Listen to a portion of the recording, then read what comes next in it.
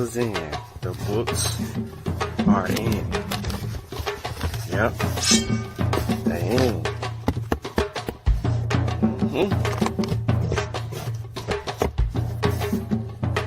They're here.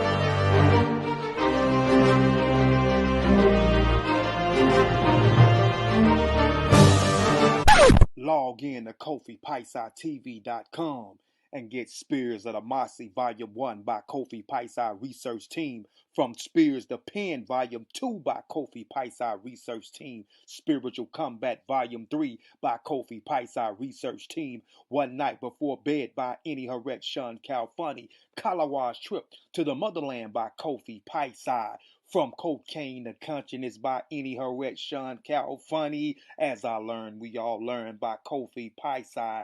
Also, if you want fresh merch, go to our online store, Family Connect Apparel, and get all the brands.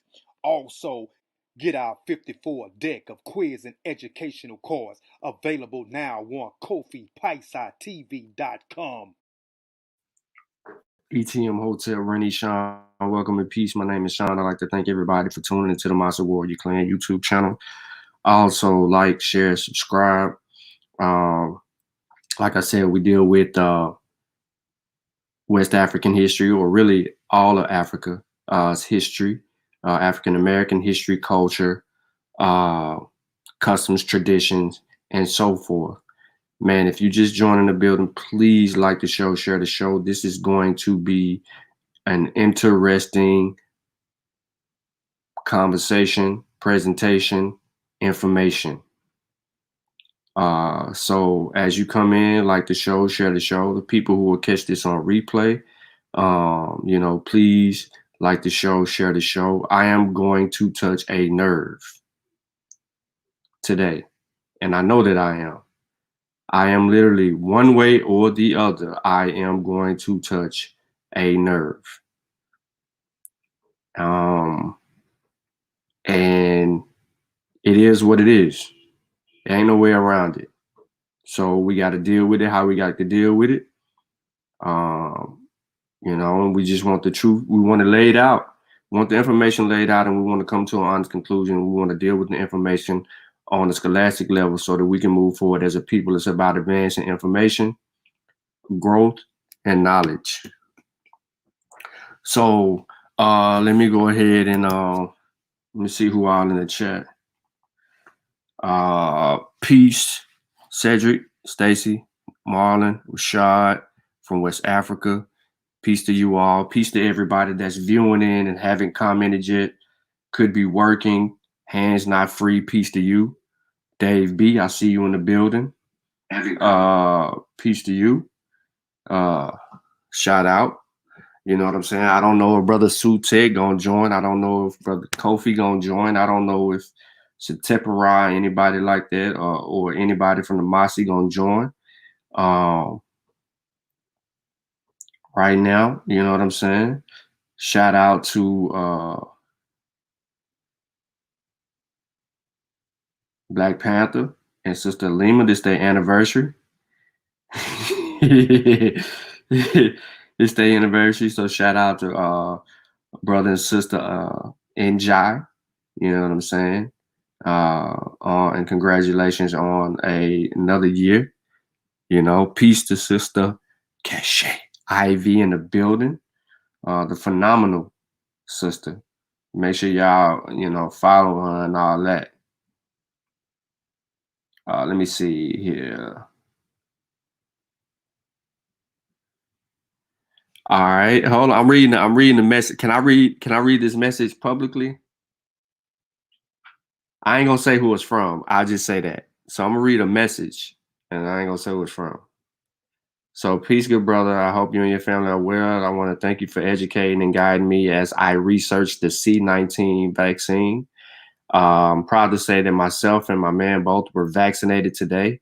Big up, Science with Sean, Pseudo Killers, and Kofi Paisai Research Team. One love.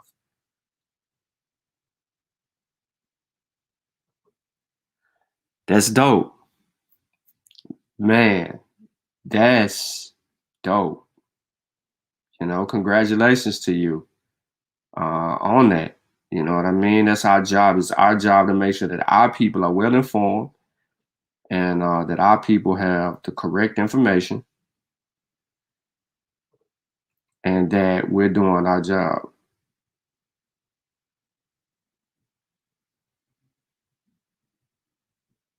All right, I got another message from Ben, so I had to hype on that real quick. So, man, hey, that's heartwarming right there. That is so heartwarming. I appreciate it. Let me know anything you can ask me, any questions, anything like that. I'll be glad to answer. And let us know about your experience. If you want to come on, you want to talk about your experience.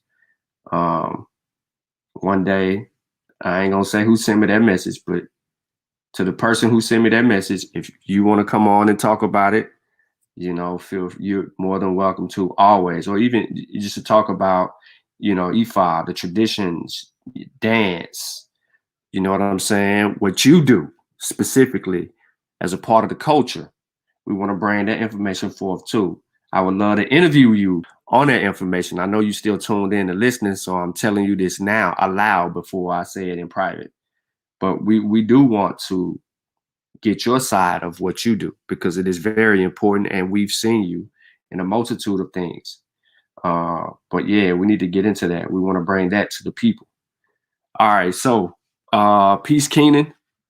Uh, yeah, it's a couple people saying things to me right now. And I'm getting a bunch of messages right now. But yeah, we appreciate everybody, man. All right, so we're gonna go ahead and get it kicked off. Hopefully you can see my screen. Yep. All right, so let's rock. The struggle for civil rights and its inclusive evolution. All right, by yours truly. Okay. Man, this gonna rub some people wrong. RG, what's up? Peace. All right, so again, this is the struggle for civil rights and its inclusive evolution. All right, copyright disclaimer. Copyright disclaimer under the Section 107 of the Copyright Act 1976. Allowance is made for fair use for purposes such as criticism, comment, news reporting, teaching, scholarship, education, and research. Fair use is a use permitted by copyright statute that might otherwise be infringing. So today, this is my outline. I'm going to give you a brief introduction, some research questions, hypothesis, defining civil rights, the argument, conclusion, and then the sources. Now, in the introduction, I am going to show my hand. I hope that you are prepared to listen, prepared to learn, and hopefully many of you that are viewing are prepared to join in on the discussion part. You know what I'm saying? So this is where we are right now. Let me move my laptop over a little bit. All right, cool. I can see the chat. Let me make this a little bit bigger. Don't be looking at my screen, looking at all them sources I had up there. That ain't none of y'all been in what I got going on right there. That's some more work coming soon. All right, so here we go. My introduction. The need for civil rights in the mid-1800s seemed to be the calm before the storm. African Americans had endured so much for hundreds of years, and a time had came where some glimmer of hope seemed to reveal itself to those who had faced the harsh realities of Jim Crow. However, as time passed, new amendments would begin to be voted on improving the bill over the next 100 or so years. Today, people who face new issues have been included in a bill that once was created to serve the purpose of support for minorities, and it seemed the new minority being discriminated against the most call themselves the LGBTQ community. Some people feel that they do not deserve inclusion, not within the Civil Rights Bill, because African Americans are doing the brunt of that struggle just to be accepted and have the same equal rights as white Americans. Just because one chooses to be with the same sex or identity as a different sex should not be a violation of one's civil rights. However, neither deserves to be discriminated against, or do they? We set out to answer a few research questions in order to come to an honest conclusion. I told y'all it's going to get a little shaky. All right, so here's the research questions. Should the LGBTQ community receive civil rights? When did sexual preference choice become included in the Civil Rights Bill? Should civil rights even be extended to those who are being discriminated against? These are valuable questions because there's some rumbling going on and for certain states that are up for inclusion. It's my method. We will review a compilation of data surrounding civil rights from 1866 to present. We will also review a recent article published on NPR, which influenced the research for this topic. I also personally interviewed someone who was a part of that community just to understand them and their perspective to make sure that I removed any previous hypocrisies and biases I had previously had in order to draw an honest conclusion. All right, now, it's my hypothesis. The initiative of the civil rights in the 19th century was to usher in change that allowed all persons born in the United States to be citizens and have the same rights despite race or color. It would define a pathway for equality that minority blacks did not have the privilege of seeking on their own. Today, civil rights is being extended to another minority who has faced discrimination for years. The community has grown its base, lobbied for its existence, and changed the way America sees them. I am of the belief that due to its organizational skills, huge support, and lobbying ability, it's only right that the struggle for civil rights for the LGBTQ would be included, possibly. I disagreed with the LGBTQ being included in the act because of their sexual preference choice is personal and should remain private to the individuals involved. However, discrimination is discrimination regardless of your sexual orientation. I also believe the amendment that paved the way for the LGBTQ began during the presidency of Barack Obama. Peace, Ken. All right, so let's define civil rights. This is crucial in the presentation.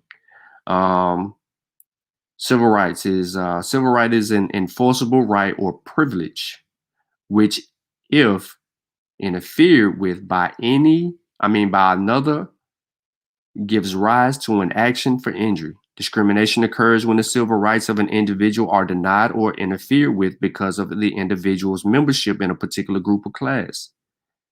Various jurisdictions have enacted statutes to prevent discrimination based on race, sex, religion, age, previous conditions of servitude, physical limitations, natural origin, and in some instances, sexual orientation. People often confuse civil rights and civil liberties. Civil rights refer to legal provisions that stem from notions of equality. Civil rights are not in the Bill of Rights. They deal with the legal protections. For example, the right to vote is a civil right. A civil liberty, on the other hand, refers to personal freedoms protected by the Bill of Rights. For example, the First Amendment's right to free speech is a civil liberty. Defined as discrimination. Federal, state, and local laws prohibit discrimination based on many grounds such as race, sex, religion, national origin, and disability. But the operative term discrimination is typically quite vaguely defined in statutory language. As a consequence, courts and legal analysis have developed a number of theories of discrimination. These theories can be inconsistent with each other and with popular definitions of discrimination. For instance, Some laws forbidding discrimination forbid differential treatment. Some permit it under limited circumstances and some require it. Discrimination may or may not require a specific mental state, discriminatory intent, or specific consequences, discriminatory effect, or desperate impact. Arguably, discrimination is, in practice, as much a question of values and norms as it is a matter of fact. This class will explore the concept of discrimination in case the law, philosophy, and legal theory. That's from the Law of Stanford. Peace, Snowball. So, what is the Civil Rights Act? And this law simply states that we will have a pathway for fair contracting in government contracting and commercial contracting. It establishes in federal law for the first time this principle of equality before the law for all Americans. Because I'm currently under this capitalist system that was built on the backs of my ancestors, I deserve to be a part of it. Yeah. Hey, Grill fam, we're in Washington, D.C. for CBC weekend, and we're asking people about the Civil Rights Act of 1866. How many people know what it is, and do they realize just how important it is for Black America? Do you know about the Civil Rights Act of 1866? The act that granted the land for HBCUs to be built on. A number of them, no? I'm trying to recall. I don't know about that one. I thought you were gonna Civil Rights Act of 1866. Oh man. Well, it would have been right after the Civil War, which ended in 1865, which would have added the first set of reparations for Black people potentially. Instead of getting what some historians believe, reciprocity, 40 acres and a mule, we got this law. We got this law, and basically it says we will have fair contracting, economic inclusion in government contracting and in commercial contracting. The Civil Rights Act of 1866, I know that it was championed by Lyndon Baines Johnson.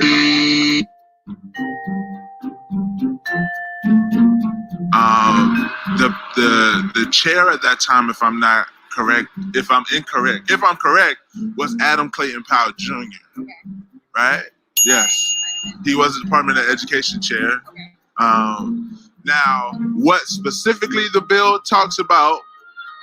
66. I mean, if that's something that we need to get to the polls and vote about it, then we need to get that word out. I mean, businesses and opportunities that will stop us from the growth and all the progress that we've made.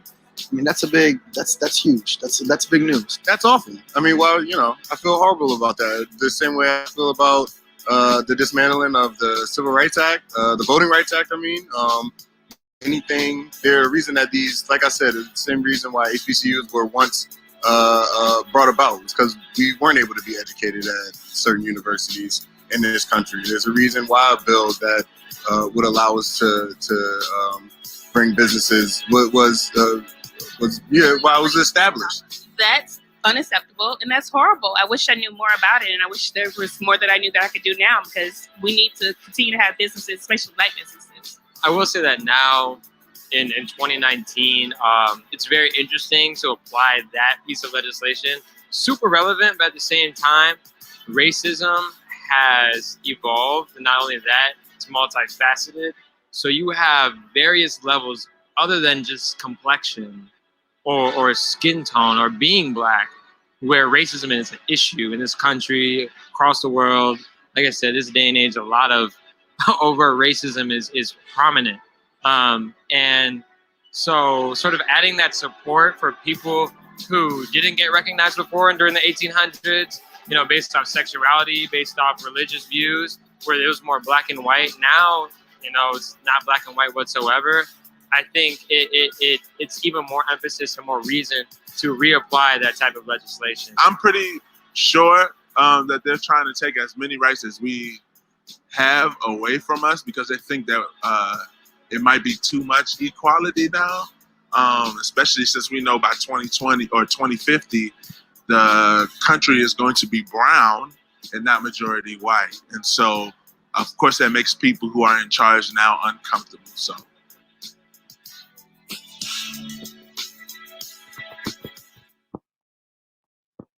All right, let's move on. And my dog barking. man. Can I move on? All right. Sorry about that. All right. So, 1866 Civil Rights Bill was vetoed by Andrew Johnson, but the House and the Senate would have the last say, both using the 2/3 vote to pass the bill. All right. So I don't know if anybody was familiar with that, but the president vetoed the bill and the House and Senate shoved it right back down his throat. Okay. So let's talk about the Civil Rights Bill of 1866. It was designed to protect all persons in the United States in their civil rights and furnish the means of their vindication.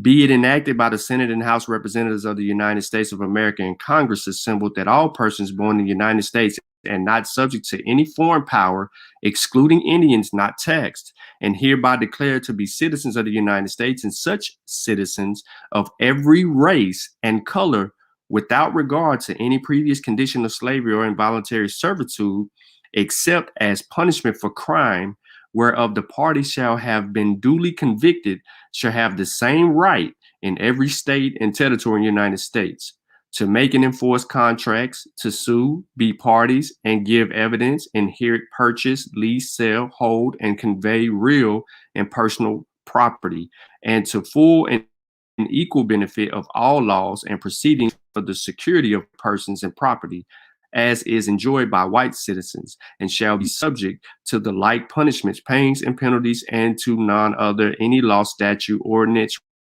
regulation, or custom to the contrary, notwithstanding.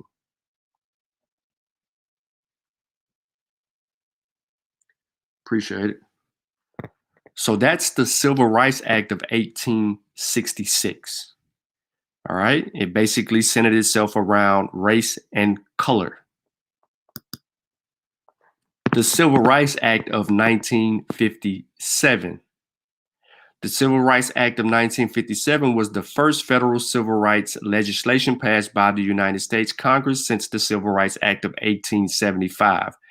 The bill was passed by the 85th United States Congress and signed into law by President Dwight Eisenhower on September 9, 1957. The Supreme Court's 1954 ruling in the case of Brown versus Board of Education brought the issue of school desegregation to the force of public attention as Southern Democrat leaders began a campaign of massive resistance against desegregation. In the midst of the campaign, President Eisenhower proposed the Civil Rights Bill designed to provide federal protection for African American voting rights. Most African Americans in the Southern United States had been effectively disenfranchised by various state and local laws.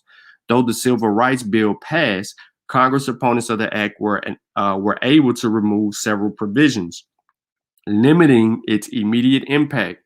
During the debate over the law, Strom Thurmond conducted the longest one-person filibuster in Senate history.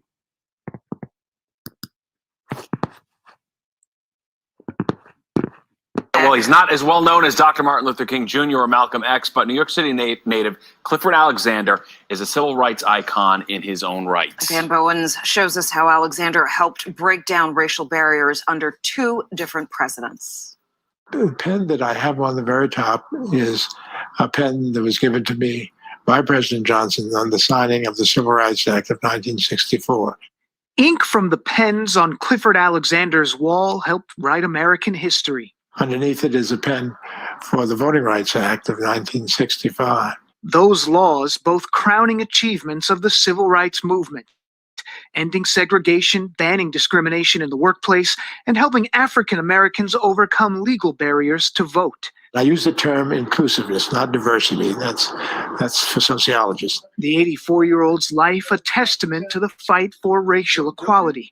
Alexander graduated from Harvard in the 1950s, becoming the first African American student body president. He did it at a time when the Ivy League school capped black enrollment at about a dozen students per year. Later, he'd also earn a law degree from Yale, all before becoming a top advisor to President Lyndon Johnson in the 1960s. I hope that I made a contribution during that time. The only African American on LBJ's team, while the White House, civil rights leaders, and legislators engaged in tense debates about forming that landmark legislation. I did the contacts with the civil rights leadership of the time, Martin Luther King, Whitney Young, John Lewis, the young John Lewis at that point, Dorothy Height, head of the Council of Negro Women, Roy Wilkins, the head of the NAACP. Can you take me inside the Oval Office for some of those meetings between LBJ and these great civil rights leaders? Yeah, they were quite something. The chemistry between the people, how they interacted on a practical level. Mr. President, you have to get the votes for us. Well, in order to get the votes for you, you got to help me. You got to talk to the people who are their constituents. So where there were practical exchanges about, under the political system that we have, how do you get a result? Not just a grandiose talk about, oh, we should all have a Voting Rights Act. Oh, we should all have a Housing Act. No, it went well beyond that into the nitty-gritty of getting something done. Let us close the springs of racial poison. And finally, they got it done. A counsel to the commander-in-chief at many pivotal moments during the civil rights movement. I was there with President Johnson in his office for a half hour before the appointment became final. The appointment of Thurgood Marshall, the first Black Supreme Court justice. He was looking at a man who said to him, that is Johnson saying to Marshall, I didn't appoint you because it was good politically. I appointed you because you were like me. You were of the people. You could do for the people. You could understand the people in your rulings. And indeed, with Thurgood Marshall, that's what you saw. From the historic Civil Rights Act, the Equal Employment Opportunity Commission was created. As its first Black chairman, Alexander made a policy of leaning on Hollywood, TV networks, and ad agencies to rethink their approach. It was my theory that you want to talk about the inclusion of women and minorities in the places that set a tone for the society, where the society is displayed. During his time at the EEOC, the agency urged many industries to change, including the New York City subway system. They had done an ad with a subway, and in that subway, there were all white faces and very few female faces. So at the end of the testimony of that witness, I said, it's only in your ad, or only in your ad, that you will ever see a subway car in New York City without minorities and women in it. So in fact, that raised some of the awareness on their part, and they're doing a little better today. Leaving government during the Nixon administration, Alexander became the first Black partner at a major D.C. law firm. He ran unsuccessfully in the District of Columbia's first mayoral race in over a century and hosted a syndicated news commentary show. Then Jimmy Carter called with a job, offering the former National Guardsman the post of Secretary of the Army, also a first for an African American. Inclusiveness is something that says that if you see out here somebody and they can do the job, bring them on in. By the time he left that position, 30 Black generals were serving in the Army, more than 5 times as when he started, including Colin Powell, who would go on to serve as the first African American to serve on the Joint Chiefs of Staff. The qualification of Latinos and Asians and Black people and women is just as great as the average white person or the above average white person. And we need to see to it that all of us get those opportunities and we'll have a better service. You've led this life of sort of promoting inclusion and being a part of all these moments. How do you square what you've lived about to what you're seeing today? I am frustrated because I think that because I love this country, as you love this country, and all of us should, that it is better off if we utilize all the talents of the men and women who live in this country.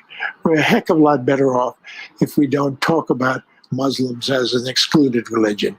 We're a heck of a lot better off if we don't call Latinos rapists. We're a heck of a lot better off if we don't make a presentation about Blacks as if we own them. We have to do a lot better than that. Hoping for a better future with lessons from our history. Dan Bowens, News.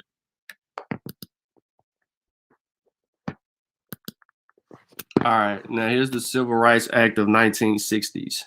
So the Civil Rights Act of 1964 prohibits discrimination on the basis of race, color, religion, sex, or national origins. This is the first time that sex enters the conversation into the Civil Rights Bill.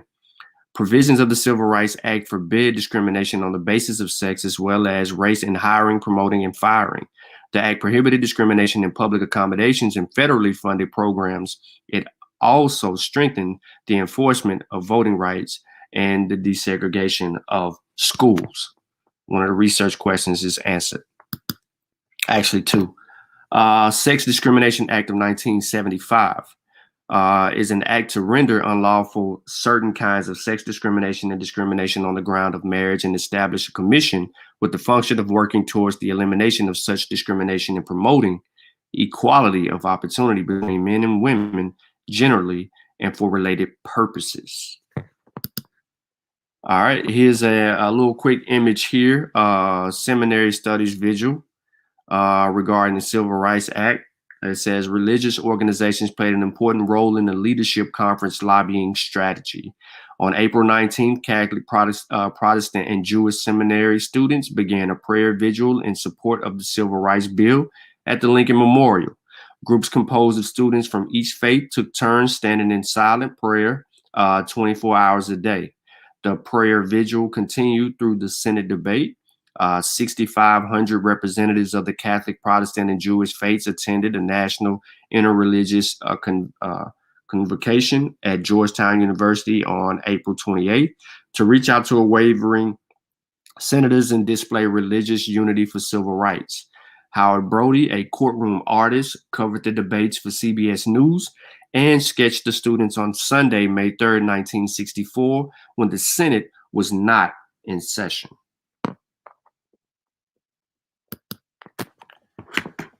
All right. Civil Rights Act of 1991. The Civil Rights Act of 1991 is the United States labor law passed in response to the United States Supreme Court decisions that limited the rights of employees who had sued their employees for discrimination.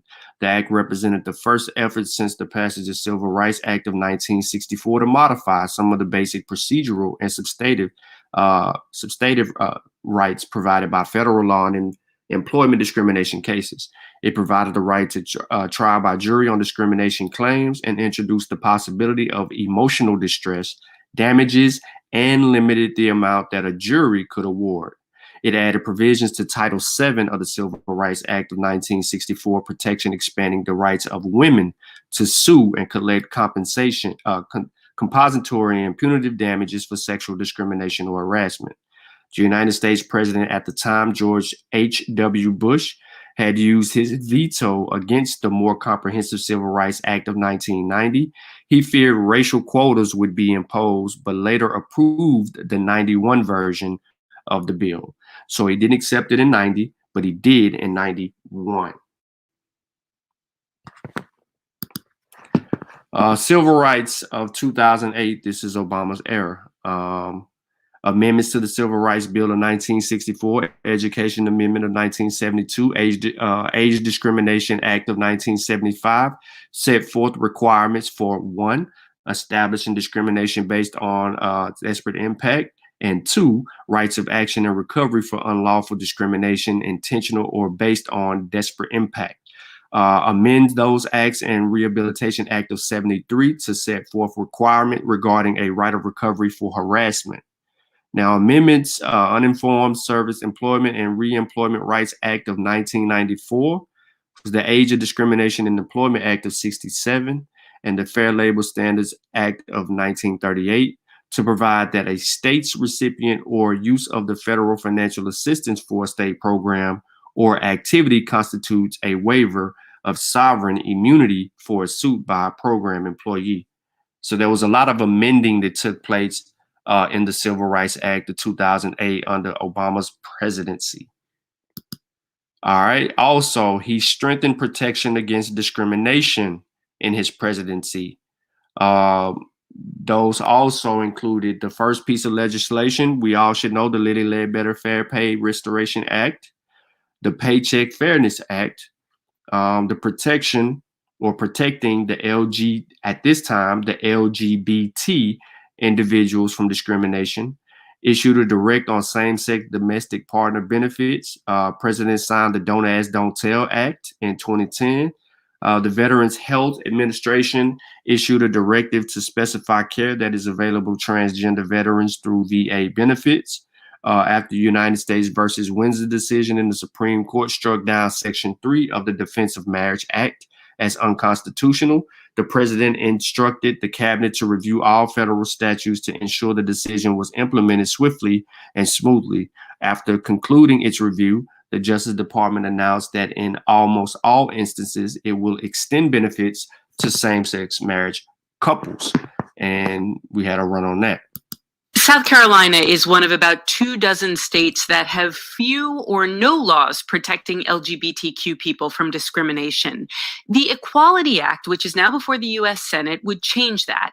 It extends existing civil rights laws to include LGBTQ people, making discrimination in housing, employment, and public accommodation illegal. South Carolina Public Radio's Victoria Hansen has been listening in to the debate about it.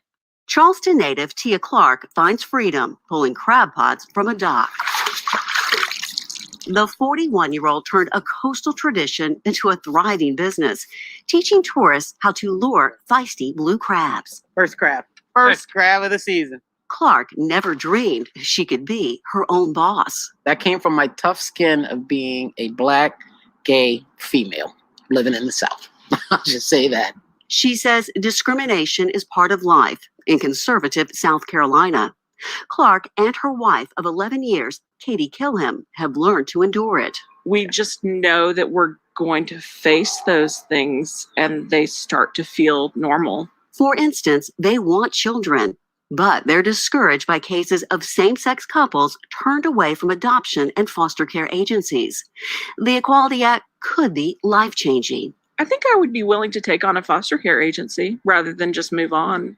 Yeah. If I knew that they legally had to treat us like everyone else. The act would not only ban federally funded agencies from discriminating against same-sex couples, it would also exclude religious beliefs as a rationale for discrimination. I think when you take religious freedom off the table, you're really kind of giving the Constitution the finger. Dave Wilson is the president of the conservative religious Palmetto Family Council. He says the Equality Act violates First Amendment rights. Because I want my religious freedom, my ability as a Christian to be respected just as much as a transgender person wants to be respected as choosing to be transgender. Transgender people say it's not a choice, it's who they are. And many faith groups support LGBTQ rights. Claire Wofford is a political scientist at the College of Charleston. She says the act could lead to a flurry of lawsuits where discrimination is quietly tolerated. And so in South Carolina and other southern states like us, you are potentially on a collision course between equality and religious liberty. Wofford says that's an issue judges will likely decide. And she points to precedents where courts exclude religion as a defense for race-based discrimination. What I'm saying is that in certain instances, the government interest is so important that it outweighs the right to religious liberty. So, does the government have a compelling interest to protect LGBTQ individuals? Chase Glenn says yes. He is the executive director of a Charleston-based advocacy group and a married transgender man with children. I think there's an emotional toll that many LGBTQ people have experienced and carry with them. Glenn is watching a slew of anti-LGBTQ measures in state legislatures. One in South Carolina would remove people like him from a hate crime bill. It's the worry of like, well, what if I am discriminated against? What if someone does find me out? Glenn says such attempts are proof his community needs cohesive federal civil rights protection. For NPR News, I'm Victoria Hansen in Charleston.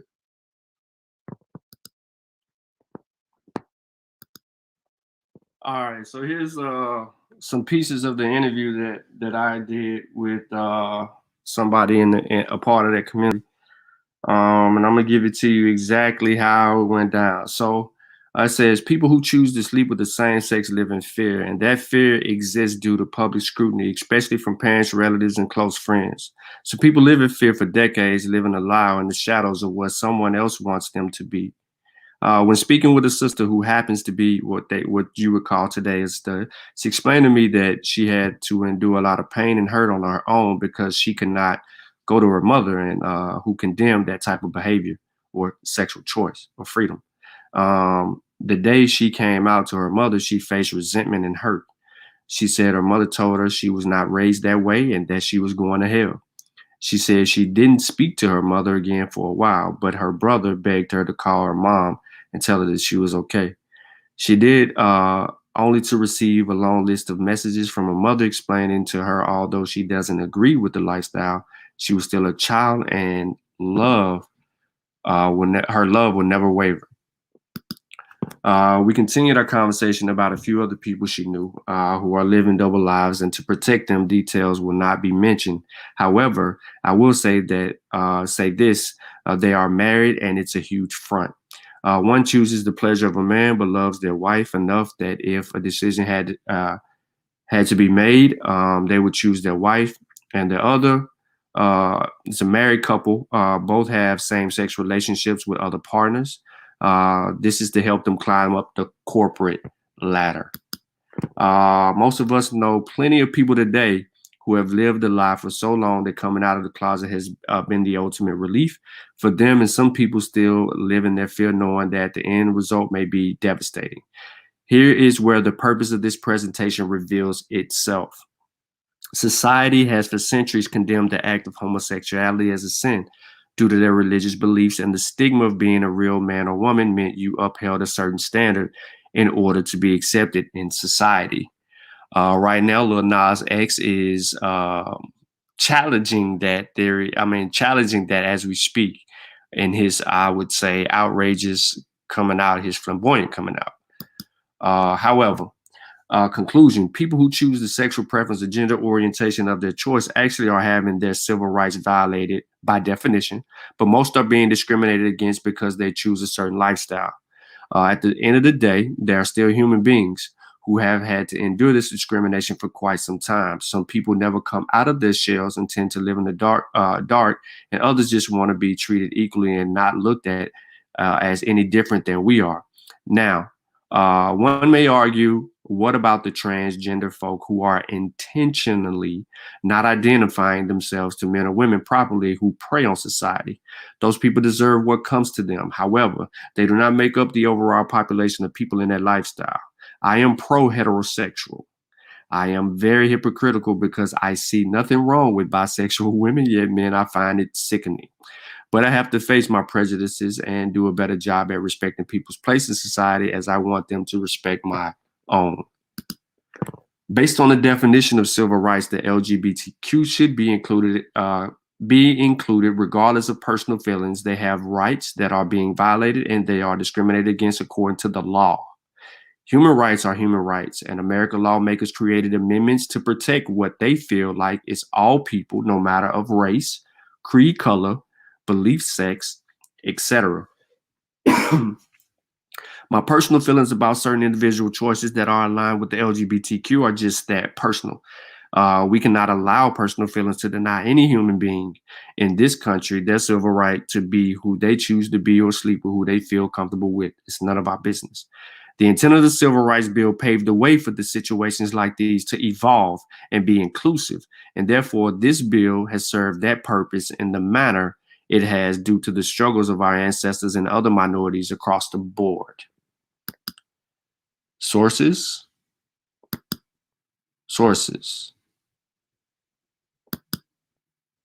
Of course.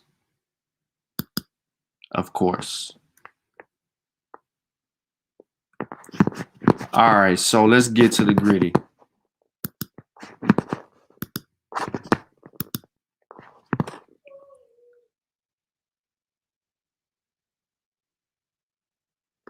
Let's get to the gritty. I see you fits in the chat. What's good, Charles? You late. All right, so how do y'all feel about the LGBTQ community being included in the Civil Rights Bill?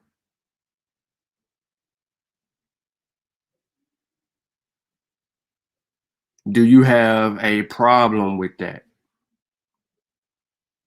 what would be your issues, cause, or concerns?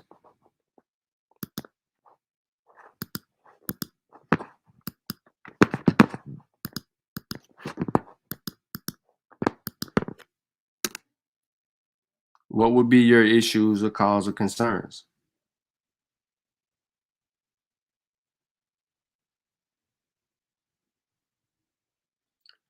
We didn't design the bill. Those of us who promote heterosexuality, we didn't create this bill. We don't have any lobbying agenda. And even if we did, we would only be discriminating against a minority of people who choose a certain lifestyle that we just don't agree with.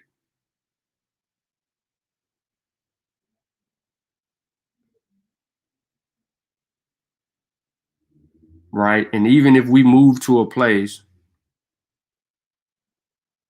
she said, no, make a new bill. So what would a new bill look like? 220. If we proposed the new bill, should the new bill include them or no? Should there be an amendment for them specifically or no?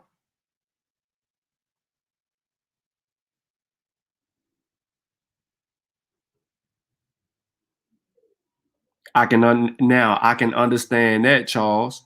That's a hell of an argument. He says, I have a problem with the white LGBTQ being included. They have their own struggle and will be benefiting of our struggle. I can see that. You're correct, because Black people that are a part of the community face double the issue. At the end of the day, people will still see white in front of them before their sexual preference. But if it's a Black person with that same preference, they're doubled. Oh, okay, you're saying they need their own bill. But the way the law's written, the Civil Rights Bill is written, we didn't write it. So it would be included. I mean, based on the way the law is written, it would include them based on how it's written. It's provisioned and amended to fit them under the discrimination definition and the civil rights definition, the Civil Rights Bill, based on how it's written. So if you proposed a whole new bill, it would be it wouldn't serve an actual purpose. Trey says it's different because sexual orientation should be irrelevant. Facts. When trying to attain government contracts, unlike civil rights, racial issue prejudice can take place due to stating being Black. Okay. Says, but it seems like they're trying to use this wave of sympathy for the LGBTQ to get our agenda passed, which is crazy. Yeah. I go for the upholding of human rights. That's Richard. At the end of the day, these people's sexual preference is none of our business, even if we don't agree. Because I don't agree, but I am hypocritical. I will admit my hypocrisies. I've admitted my hypocrisies, and I think I'm more prejudiced against, I think I'm feeling like Charles, more prejudice against white LGBTQ. However,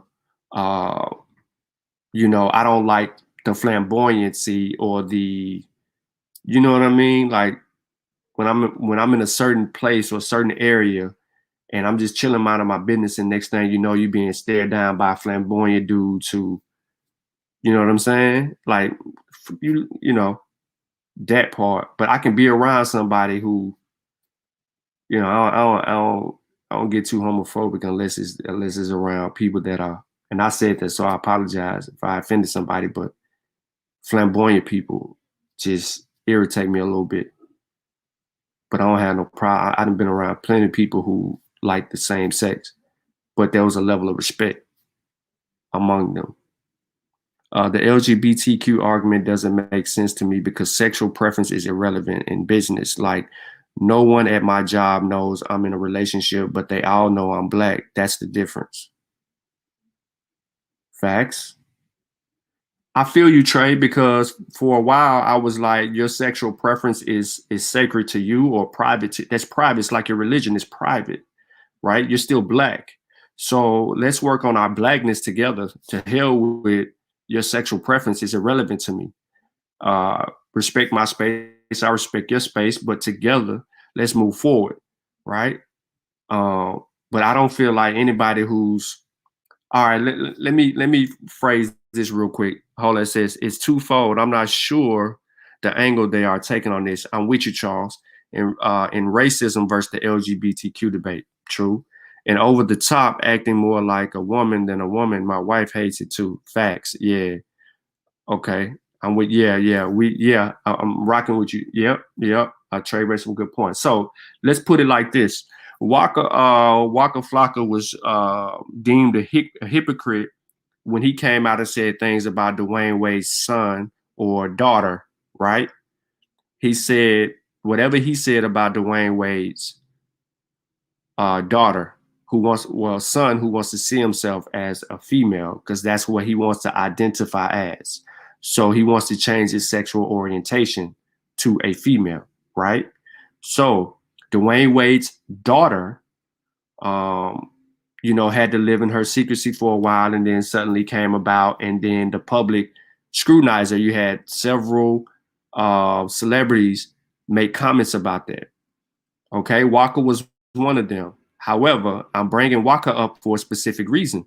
Tammy's daughter, which is Walker's stepdaughter, right? But he's raised her his whole life. So it's pretty much like his daughter too, right? He's accepted that fact. She's accepted that fact. She says she has two fathers and, her love is unwavering from him as it is for her. So she is in a relationship with another female, right?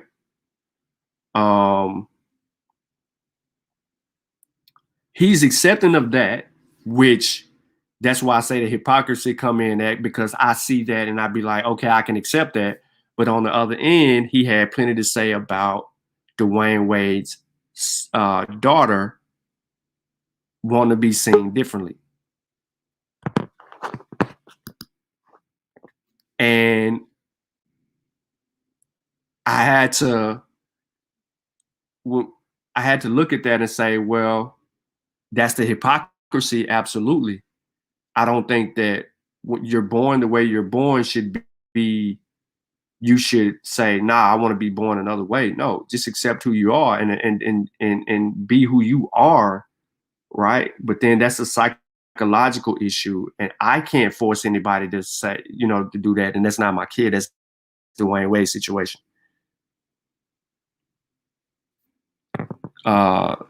That's more pressing than adults arguing about it when do kids determine sexual preference. Much higher priority discussion. Yeah. Got Fitz in the building with me, brother Fitz. Man, this ain't gonna be about me, bro. I just wanted to open the door as a member of the Pseudo Killers, and me as a member of the Pseudo Killers, Mossy, Kofi Pie side. Otherwise, I wanted to, like I said, this is gonna be controversial. Many people ain't gonna like this. You know what I'm saying? And I am not. Listen, I am heterosexual. I think we are going out of style. With polygamous relationships on the rise in America in secrecy, some of that is deems that. Now, when you say polygamous and polygyny and polygamy, it kind of gets sketchy, but some people are misusing or misrepresented in American culture to hide their sexual orientation from people because they want to be seen as such. But Trey, hit the link if you got time, bro. I think the Dwayne Wade situation is controversial and should be spoken of. Peace, Keish. I see you in the chat. Hopefully all is well. A lot of y'all just really late to the party. We 55 minutes in. But I want to yield the floor to Brother Fitz real quick and see what his perspective is, either on the topic at hand or anything that was mentioned in the presentation. Go ahead, Brother Fitz. Oh, peace, Sean. Well, can you hear me? Yeah, yeah, yeah. You good, bro? Yeah, no, I'm me personally. I'm like you, Sean. I'm heterosexual. I've got kids. I know how it is. You know, um, but I've got family members who are gay. And especially in the culture where we were brought up in, the Jamaican culture, that's a no-no, and that stems from religion as well. Mm-hmm. So, can you hear me? Yeah, yeah, I hear you good. You clear. Yeah. So my brother had a rough time. I didn't speak to him for 3 years because of the cultural setting that we're in. As a Jamaican, that's a no-no. And I was very ignorant. I'm right now, Sean. I'm really. I feel bad about how I treated my brother, and he went through a lot. And it made me have to sit back and evaluate things on a human level and realize he didn't choose. And when I speak to him, he didn't choose that. That's not a choice, especially coming from the community he wanted to. He tried to even force himself to have women, you know, and it was just not him. So that's when I come to realize in many cases it's not a choice. But then I can see where the Americans are coming from, whereas the media over there, they kind of push it to kids and well, not kids, but when people become in that group of what's it called, when you go through puberty, you could then maybe say that you're not sure of your sexuality, even though you should be. They're pushing it fits. I'm just Called trans kids. sorry. I was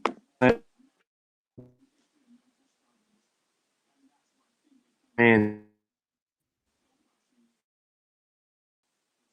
Say that again, Sean. Sorry, you cut out.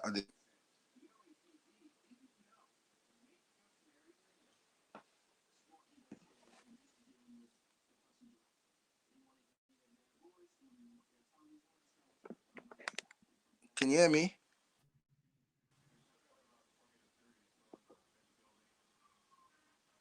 can you hear me okay? Hello? Yeah, yeah, okay, there I go. All right, you should be able to hear me clearer now, right? Yeah, I can hear you now. All right. So what I was saying generally is that in America they're pushing it on us. Like they have How? trans kids. Like they're literally trying to teach this in uh they're trying to teach this in schools to children. I saw Sean. I was dismayed the other day. I saw a program from an LBGT, and I don't have a problem with them, but she was doing it to 5 to 6 year olds. That's terrible. That Mm-hmm. is you're influencing someone. That is influencing. And Fact. I don't agree with none of that. None of that at all. I'm talking about the genuine people that there's no choice in that. There's no choice in being gay, but you can influence people, and that's what American media does. They've took it too far. You're right. I agree with that. Not just American media across the board. They're trying to make it very PC from young, and it's wrong in my eyes. Yeah, so let's talk about this real quick. Let's go back to like your brother. So all right, so I have a sister, right? She's a basketball coach. Um, she's a lesbian, right? So here we go. Sister, basketball, lesbian. Got me? Her name's D. Davis. She played point guard at Vanderbilt University. She was a McDonald's All-American when she came out of high school. She's up for potentially a job that she would love to have right now. Now, here's the thing. I had no problem with her and her choice. You know what I mean? But she had a hard time. You feel me? Mm-hmm. She had a hard time. There were some things that she couldn't reveal. Now she was with a dude because she loved the dude and the whole nine.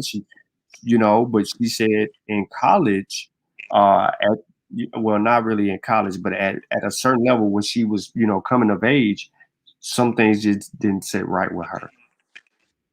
So she was like, Time it came, she had fell in love with this girl or whatever, and it just felt right to her, so she was more comfortable in that spot. But you know, you look at that and you be like, you know what I'm saying? She had that choice. Her mother, hey, is this a phase? People think that some people are just going through phases, but really, is something that they felt. So I don't know. I can't speak for them. But what I'm saying about like your brother and then the example that I just gave with Dee, she's not really my biological sister, but that's how I treat her.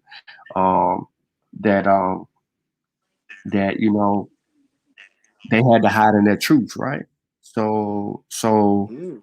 how do you how do you amend? Well, some people amend it and they heal over time, but like I made a post on Facebook maybe a few years ago that she told me about that disrespected this brother named Mario, he was a big time college prospect in my city, and he chose to go to Vanderbilt. Now, peep this. I made the post, but at the time I was unaware of Mario sexual preference, right? So this is weird. Like Mario, he don't date black guys. Okay, he's a black guy. He don't date black guys. He's married now to a white guy. By the way, they live in Texas. But he said that I offended him, but he never came to me. He said he was really hurt by it. He never came to me. Now I done talked to him back and forth since then, but he never said anything to me. He kept his feelings private. And I told her, like, I don't respect that because if he felt like I disrespected him, he should have came to me and let me actually, let's have that conversation man to man because you know what I'm saying? What he chooses to do or whatever it is, we ain't got to call it a choice, but I'm just saying whatever his preference is private. But when I see him, I don't see his preference. I see someone that looks like me. We both played the same sport. You know what I mean? We did all of these things. And he, there's no, I don't feel threatened in his presence, and he doesn't feel threatened in my presence. You feel me? So I feel like that communication could have been had, but instead he went to, my sister said what he said because, she was like, well, he was like, how could you, be accepting of that when your brother said this? You feel me? And so I felt that was kind of weird. But nah, I mean, I think that you 3 years, Fish, your brother, man. I don't know how you can amend it. I'm pretty sure you're working on it right now, but that's the struggle of Black people. So it goes back to the point, like the reason why I did this particular presentation. So I know you said in the chat you were for it, right? You were for inclusion in the Civil Rights Bill. Mm-hmm. Okay, because it is pretty much a violation of their civil rights when they're discriminated against because of their sexual preference, right? Yes.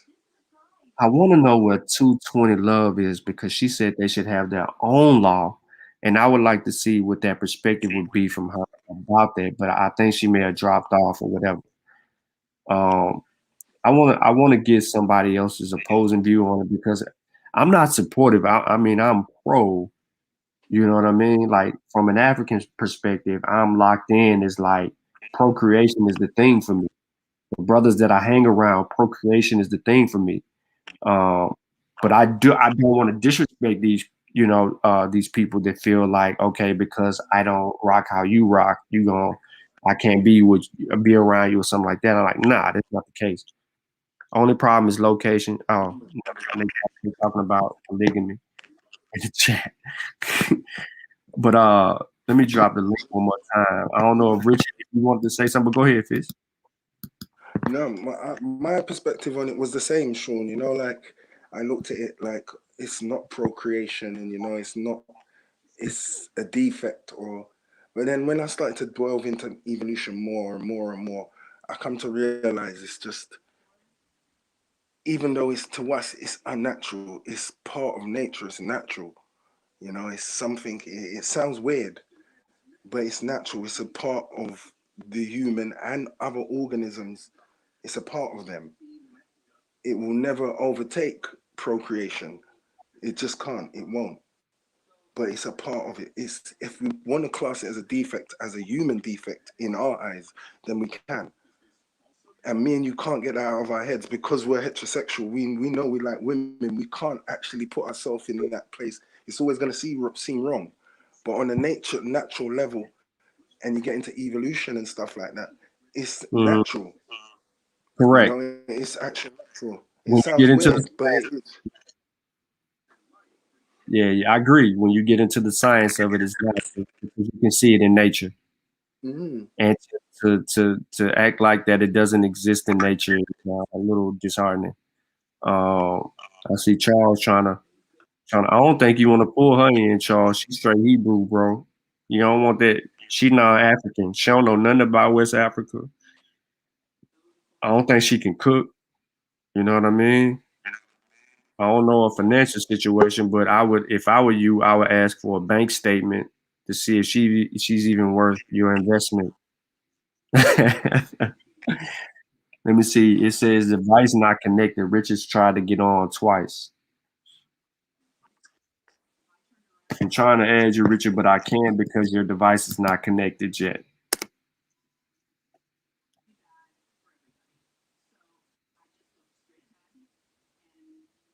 The one where it's tatted on her chest.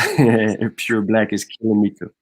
But so the reason that I did that, like I said, sparked from a conversation that was had, you know what I mean? But it initially had started with Waka Flocka's perspective on the way he treated his daughter versus what he had to say about Dwayne Wade. I still can't get over look, I'm at LBG.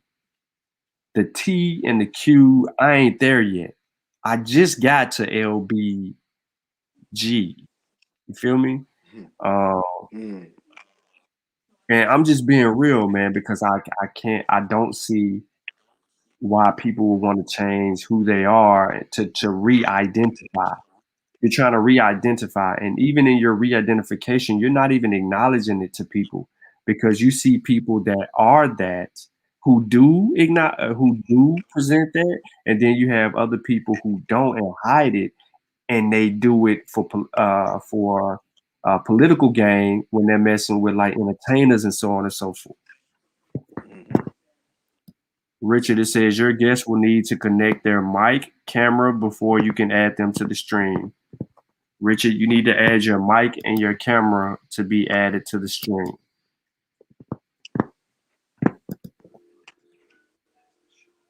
Kofi Sean about to get your channel shut down. I ain't even on that.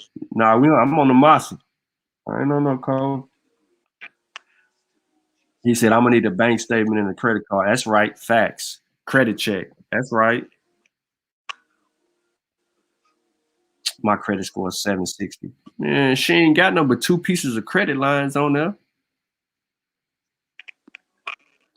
But what else, man? What was? I mean, I don't know how much of the presentation you've seen or not, but was there anything that was interesting? Because even though we were talking about like this particular community, I still wanted to make, I wanted to highlight the brother that was very influential in trying to orchestrate the bill during the 60s and dealing with, President Eisenhower and so forth, because he linked the civil rights community with Eisenhower to propel the civil rights moment.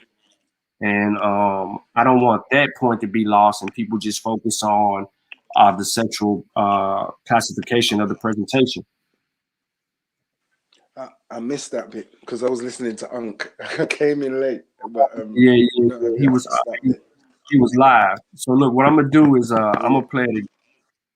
I'm gonna play it again. Let me play it again, and I want you to tell me what you think about this because I don't want this point to be lost because of the other part. Not saying that that's not important.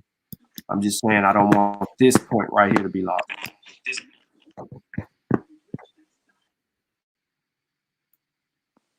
Well, he's not as well known as Dr. Martin Luther King Jr. or Malcolm X, but New York City native Clifford Alexander is a civil rights icon in his own right. And Bowens shows us how Alexander helped break down racial barriers under 2 different presidents. The pen that I have on the very top is a pen that was given to me by President Johnson on the signing of the Civil Rights Act of 1964. Ink from the pens on Clifford Alexander's wall helped write American history. Underneath it is a pen for the Voting Rights Act of 1965. Those laws, both crowning achievements of the civil rights movement, ending segregation, banning discrimination in the workplace, and helping African Americans overcome legal barriers to vote. I use the term inclusiveness, not diversity. That's for sociologists. The 84-year-old's life a testament to the fight for racial equality. Alexander graduated from Harvard in the 1950s, becoming the first African-American student body president. He did it at a time when the Ivy League school capped black enrollment at about a dozen students per year. Later, he'd also earn a law degree from Yale, all before becoming a top advisor to President Lyndon Johnson in the 1960s. I hope that I made a contribution during that time. The only African American on LBJ's team, while the White House, civil rights leaders, and legislators engaged in tense debates about forming that landmark legislation. I did the contacts with the civil rights leadership of the time, Martin Luther King, Whitney Young, John Lewis, the young John Lewis at that point, Dorothy Height, head of the Council of Negro Women, Roy Wilkins, the head of the NAACP. Can you take me inside the Oval Office for some of those meetings between LBJ and these great civil rights leaders?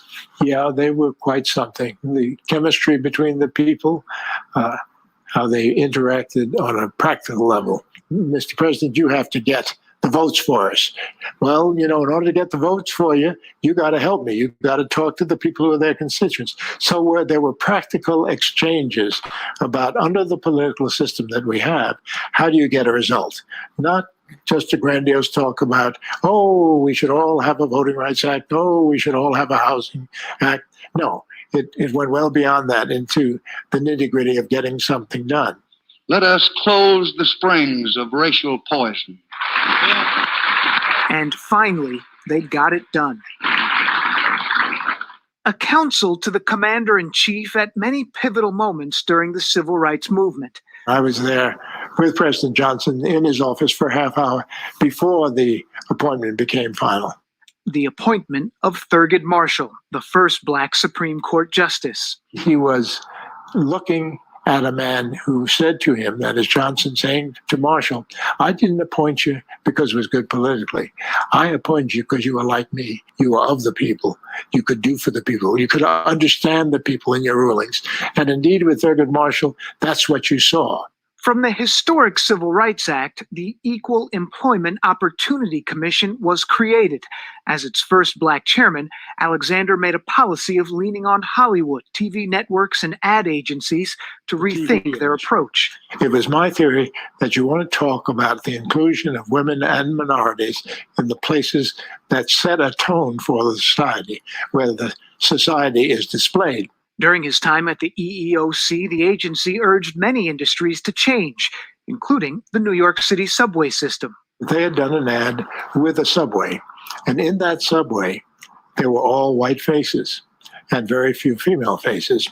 So at the end of the testimony of that witness, I said, it's only in your ad, or only in your ad, that you will ever see a subway car in New York City without minorities and women in it. So in fact, that raised some of the awareness on their part, and they're doing a little better today. Leaving government during the Nixon administration, Alexander became the first Black partner at a major D.C. law firm. He ran unsuccessfully in the District of Columbia's first mayoral race in over a century and hosted a syndicated news commentary show. Then Jimmy Carter called with a job, offering the former National Guardsman the post of Secretary of the Army, also a first for an African American. Inclusiveness is something that says that if you see out here somebody and they can do the job, bring them on in. By the time he left that position, 30 Black generals were serving in the Army, more than 5 times as when he started, including Colin Powell, who would go on to serve as the first African American to serve on the Joint Chiefs of Staff. The qualification of Latinos and Asians and Black people and women is just as great as the average white person or the above average white person. And we need to see to it that all of us get those opportunities and we have a better service. You've led this life of sort of promoting inclusion and being a part of all these moments. How do you square what you've lived about to what you're seeing today? I am frustrated because I think that because I love this country, as you love this country, and all of us should, that it is better off if we utilize all the talents of the men and women who live in this country. We're a heck of a lot better off if we don't talk about Muslims as an excluded religion. We're a heck of a lot better off if we don't call Latinos rapists. We're a heck of a lot better off if we don't make a presentation about blacks as if we own them. We have to do a lot better than that. Hoping for a better future with lessons from our history. Dan Bowens, Fox 5 News. Yeah, so Fizz, what you think about that? I agree. Yeah, I can't see nothing wrong with that. I don't. I think there's too much labels because my phone was cutting in and out. But from the last bit where I just heard him say as well, I agree with it, Sean. I can't see nothing wrong with that. Yeah. But I didn't want that to be lost in it because he was instrumental in moving forward some amendments, and the 1960 bill included sex in the 60s, but Obama's bill 20 years, almost 30 years later, well, 40 years later, 1960, that was 1964. So 44 years later, President Obama's bill would set forth more amendments that would allow those of the LGBTQ community additional rights because they felt that their civil rights was being invoked. Now, prior to all of that, right? Like for instance, in the 80s or something like that, when it was very rare and you didn't have people coming out, it wasn't as blatant as it is today or in your face as it is today. People were in the closet. Things were still happening and things were moving in a way because the way the law intended, or not even the law of people, not the actual civil rights law. Yeah, Richard, when you joined, it's saying that you need to add your camera and microphone. Both times that you tried to join, it was just rejective of, or you didn't accept something. So I don't know what you're on. But I just felt like, each era has been different. Like the 80s was different, the 90s was different, the early 2000s is different. Now it's 2020, and it's like, whoa. You know what I mean? So, man, it's weird, but it's a reality we gotta face. But I think Trey asked a good question. What you think about Trey's question? He said, let me go back to it. He asked, you think it's possible to be African centered and either agree with LGBTQ or be a part of the community? Yeah, I do.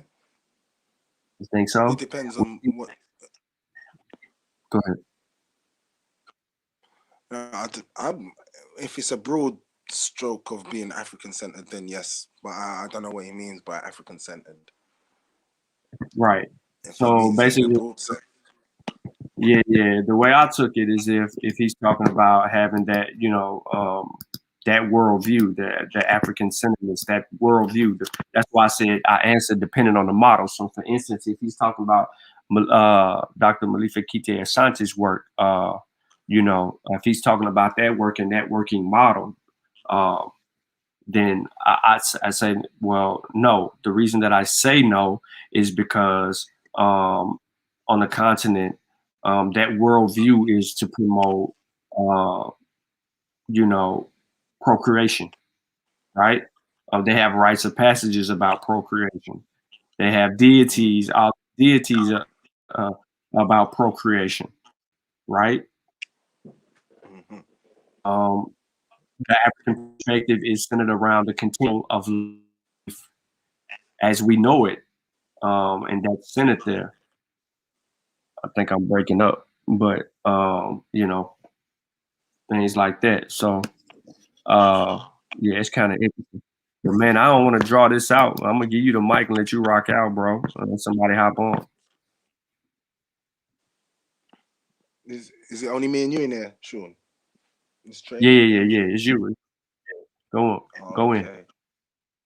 Well, to that question about Africans, yeah, on in the level what you're talking, and there's some that's not going to happen in some societies in Africa. No, you can't have that way of life and be in their tradition or culture.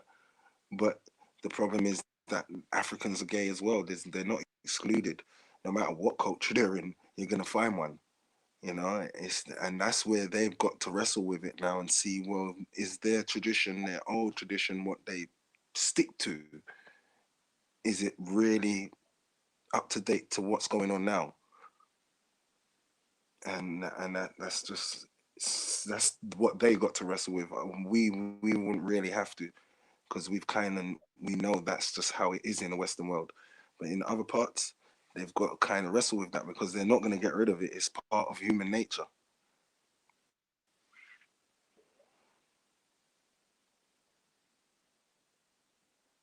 You still there, Sean? Yeah. I'm here. And I was reading. Something. Okay, so yeah, I'm with you. I feel you on that.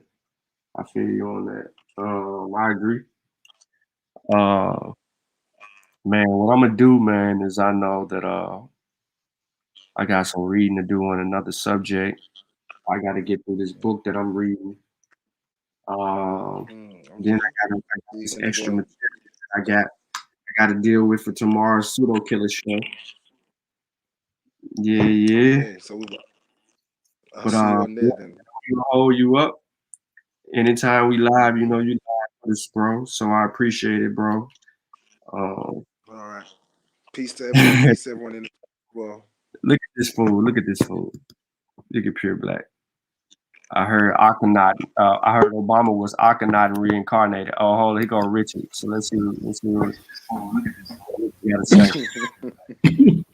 I heard Obama was Akhenaten reincarnated. Oh, hold on, he go Richard. So let's see. You got two devices playing, Rich. Yeah. Did I get? Now it's something. You got the YouTube. Damn. How about that? There you go. Okay. I was trying with my phone. This is the first time with StreamYard to let me in on this subject. In principle, I agree with accepting my own phobia, right? At one level. I also recognize that, I have family members, females particularly, and in the, I'm gonna say younger generation, I guess they're in the 20s now, that are self-identified sexual preference. I also one time when the discussion early, later, the question was in relationship to same-sex relationship, is it about same-sex relationship or is it about having sex? And it's a professor that raised that question, to me, because she was making a point, and that was at the time when Color Purple came out, and she was dealing with the class and how females in the class was dealing with the character that, what's her name? Whoopi Goldberg played. And they were self-proclaimed, self-identified in the sense of their sexual orientation. And her thing to them was, how could you be celebrating same sex and then knocking same sex? But the thing that got me was, is it about same sex relationship or is it about having sex with the same sex? And to me, it's a lot of examples of male and female, men and women who have caring relationships with the same sex. That's not being homosexual or whatever. And that's one thing I want to, this discussion raise. And let me say, Sean, I appreciate the way you did it. I think that it's important that we at least try to have, and I have my challenges with you at times, but it's on other things. But in dealing with this, I think that you at least try to bring it through, and no, not to try. You brought it through in a manner where we can have a personal and a objective discussion as it relates to law and our personal relationships. So with that said, I'm kind of that's this society, the Western society, the Western world seems to be pushing this, and I am, out of my vantage point, they're pushing that for a different reason. And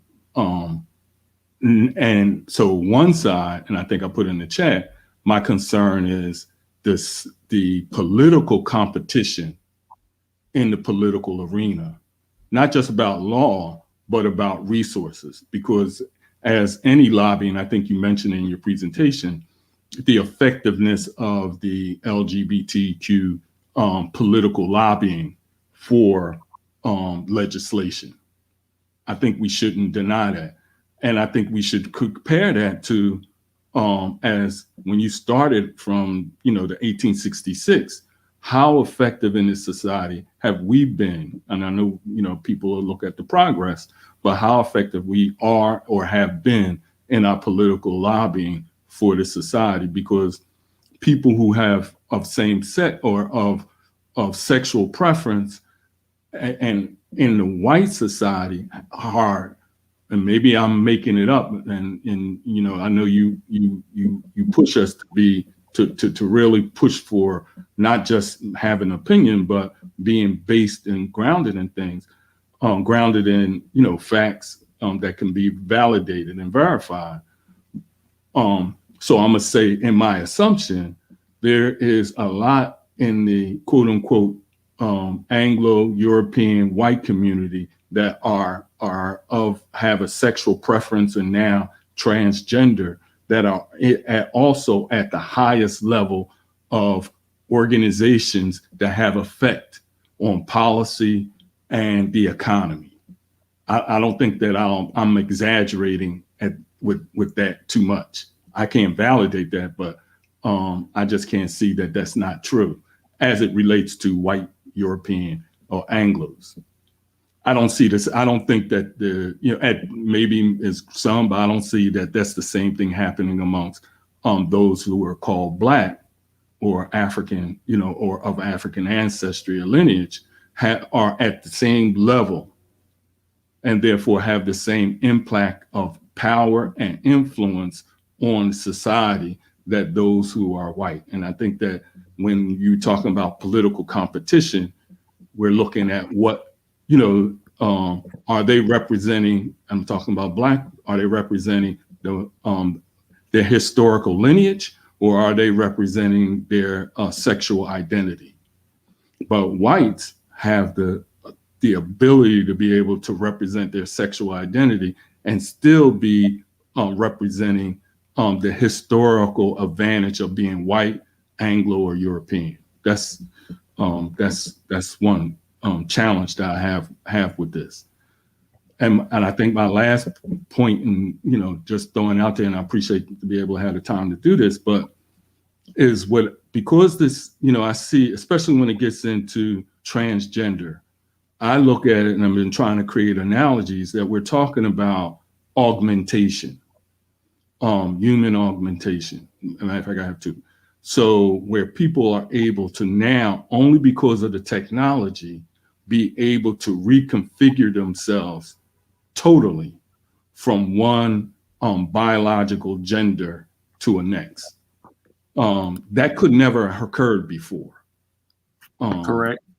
And that, I think that's important to recognize. And that's why I call it augmentation. And we are augmenting, at first I was using, in the Black community, you see Black women, they're putting these eyelashes, that's augmentation. to be neutral, I said my glasses that I wear, that's augmentation. I'm enhancing something that naturally would be at a different degree if the technology didn't exist to where I could be able to enhance it by putting on these lenses. And so that, I think that it's only that raises a different question as we look at the broader question about society in general, because not only is the technology moving to where you can augmentate yourself as it relates to being transgender, or who still biologically, as of yet that I know of, can't procreate, right? You can get changed, but you can't procreate. Right. So but now the technology is moving in the Western world, and really not in the Western Asian world too, but the technology is there where you can you don't have to worry about, because of the genetics, because of the ability to be able to fertilize embryos, and be able to now even grow them outside. And I don't think that I'm being fanciful or I don't know about that part. I know two men. If one of them has sexually enhanced themselves to be a transgender, they still can't have a baby. No, there's no way possible that they could carry and go through that process. They can adopt. Right. You know, And what I'm saying, people are fighting for them to not be able to adopt. And right now that's the option, right? Adoption, or I think that what they call, and I just was here listening to a report where in Eastern Europe, where they have these, you can pay for someone to carry your child. So, and they have that here. They have surrogate mothers here too. Yeah, Dwayne Wade, right. Gabrielle Union, she didn't carry her child. She had someone else carrying her child.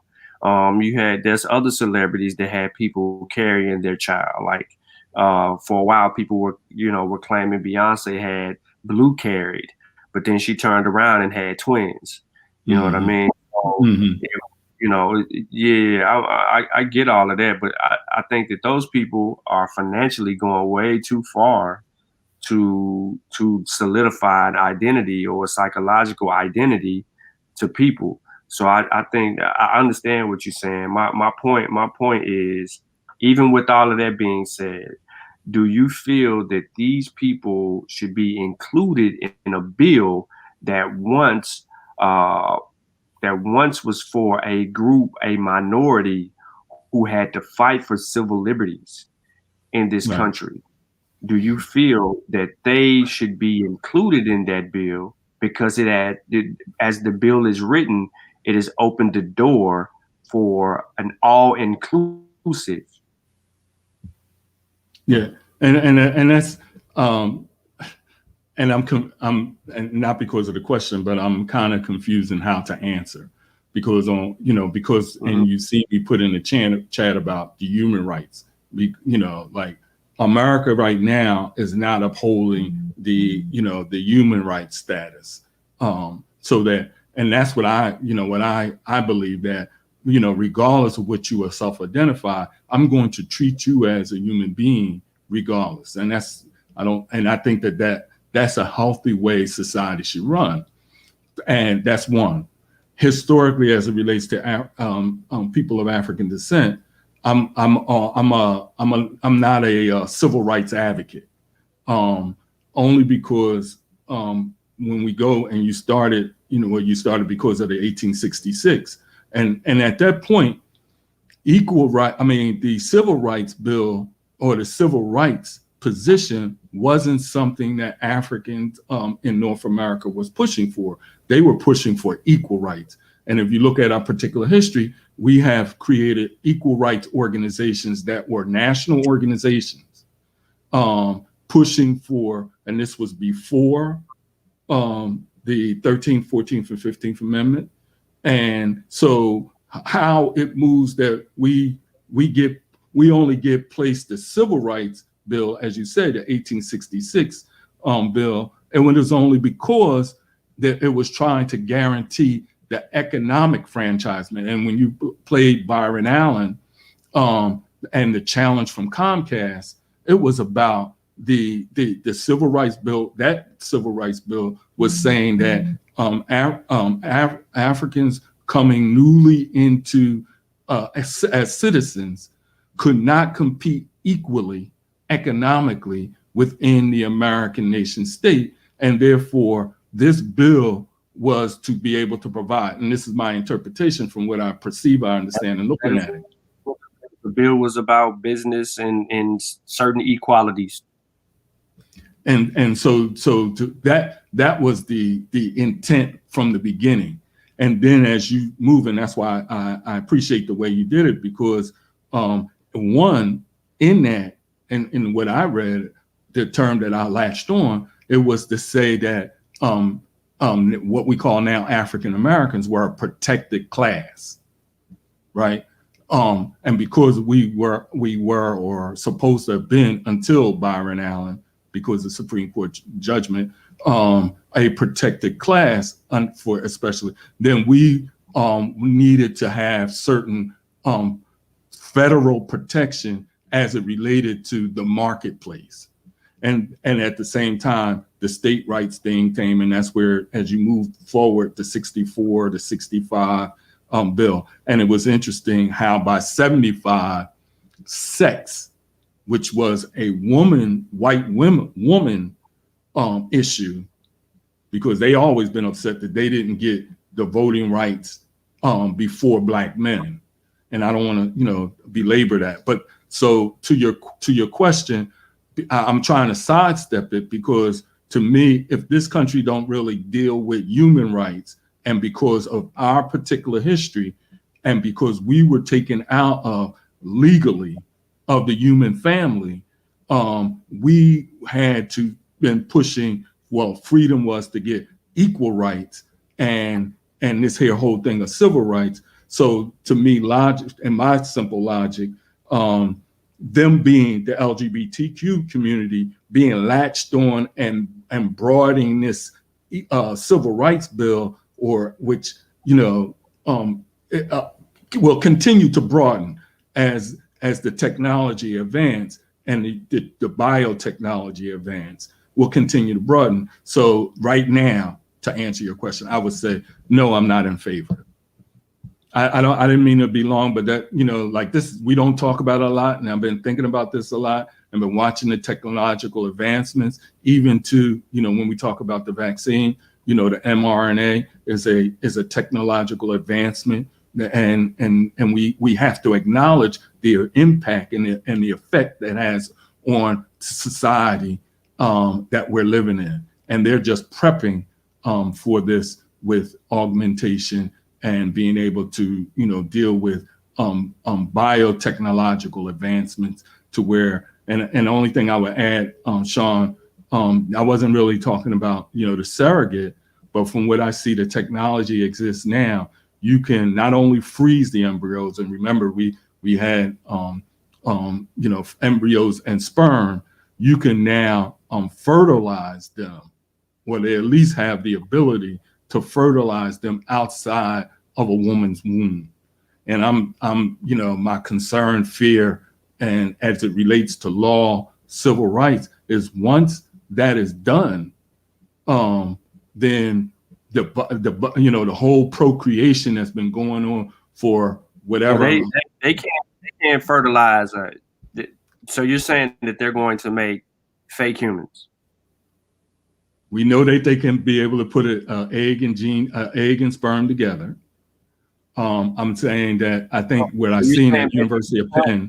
Not clones. No, I'm not talking about clone. I'm not talking about clone. They can do cloning too. They're artificial humans. Right.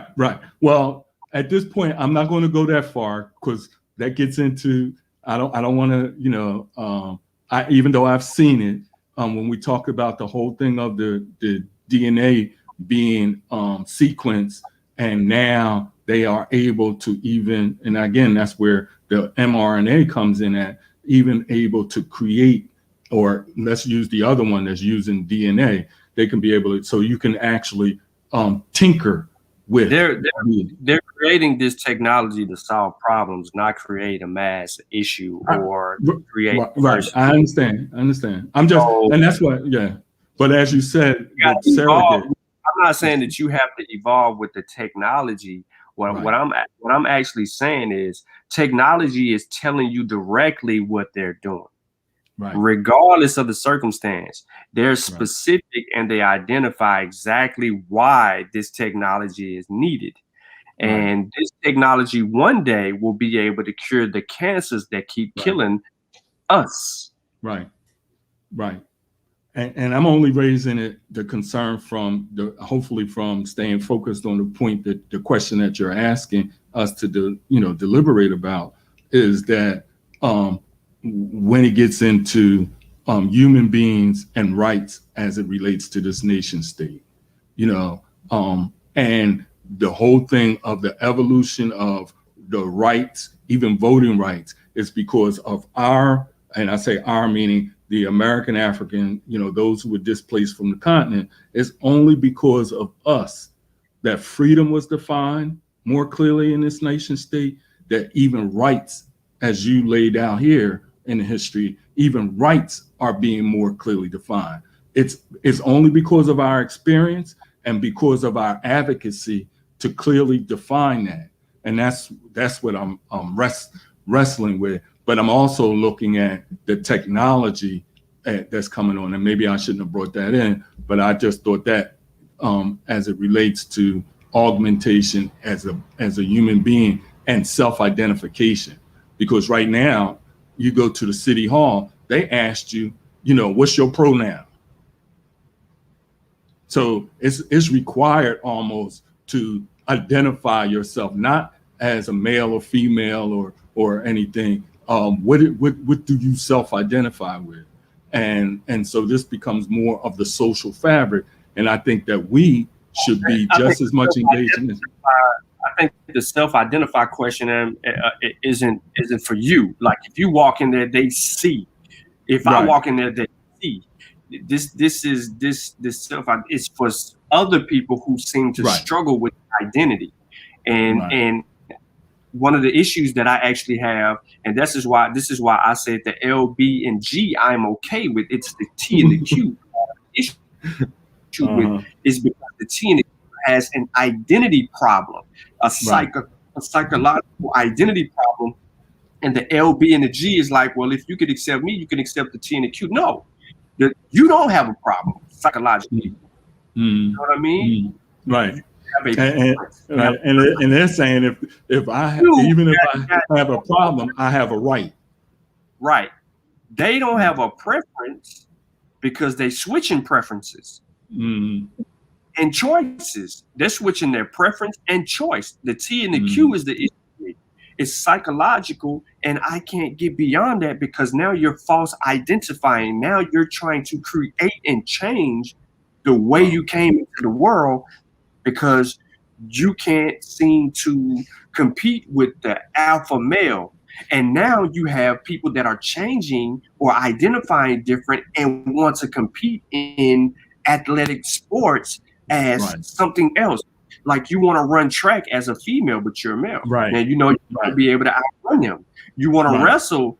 You want to wrestle with against the women and not the men, because those are the identity problems that I have. Right. And that I agree. L, G, and B, we good. I'm not. T and the Q is the T and the Q is the line in the sand for me. Right.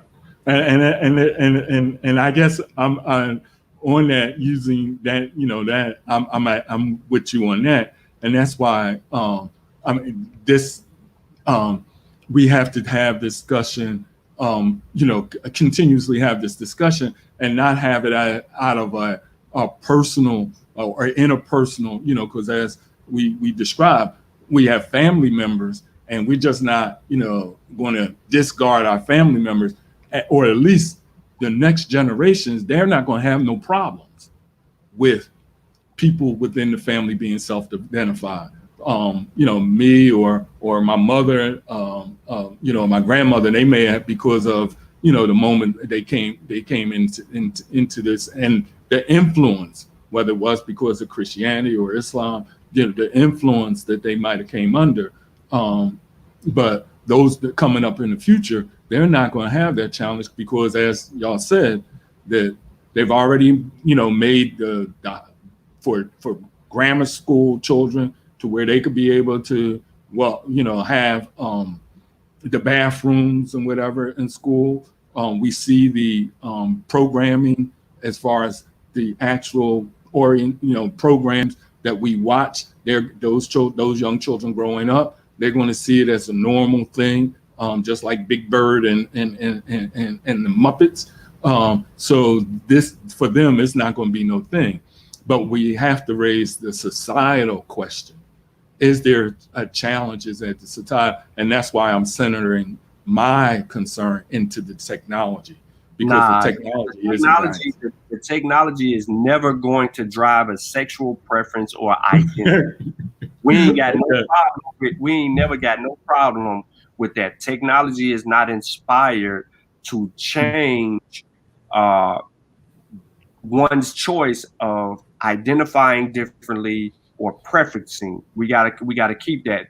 That is the human element, is preference and choice. Technology does not aid in that preference or choice until that human decides to allow technology to enhance. So we gotta draw that line right there. But I'm gonna wrap up, Richard. I appreciate you coming on, bro. Look out for us. I know tomorrow we're gonna be on pseudo killers. We're gonna have a nice little class, a nice little put together thing. It's gonna be late in the evening, of course, but questions and concerns will be welcome and all of those things. But I appreciate the discussion and the conversation, bro. I appreciate it too. And again, I really appreciate you laying that out in the way you did. I appreciate it, Richard. Take care, bro. Peace. All right, everybody, man. I am going to rise up out of here. It looks like only me, Fitz, and Richard has something to say. You know what I mean? So we want to leave it on that discussion. But I think the Q is QUEER. I typed it in the chat, but Facebook won't allow you to do that roster. And I don't really want to say it because I don't know if they're going to try to strike it, but it's not to be disrespectful, only to answer the Q part of that. You'll have to look that up. Man, this was a nice discussion. It extended out a little bit further. The first 45 minutes was the presentation. Hopefully there's some type of further conversation that possibly could be. I don't know. I don't know if it'll be me. I don't know if this will be controversial enough. I did hashtag the community into that, so maybe they'll take a look at that, and maybe we'll have some of those people come up and defend or want to defend themselves in the discussion and speak from their preference. But they need to do it in a respectful manner and it be on topic regarding to what the presentation enlisted. We went through the civil rights, the different civil rights amendments, laws, and things of that nature from 1866 all the way up into current. And that's what we're dealing with, that body of information. So that inclusion of information has to be spoken to.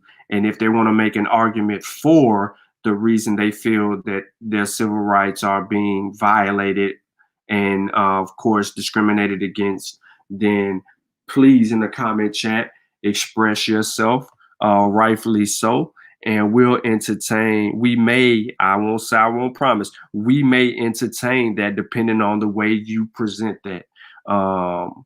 Yeah. It might be going over live on Kofi Pie Side TV. I'm waiting on Sutek to open that up. I'm not responsible for the Kofi Pie Side TV going live. I will say, Brother Sutek, if you in the building, you finna start something up. Ladies and gentlemen, roll over to Kofi Pie Side TV. We're going to continue.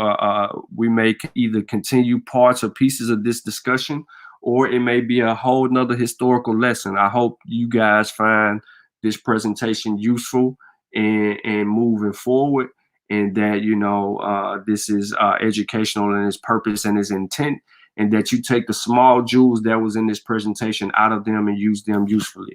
On that note, I'm gonna say Shimon Hotep, and y'all know how we rock.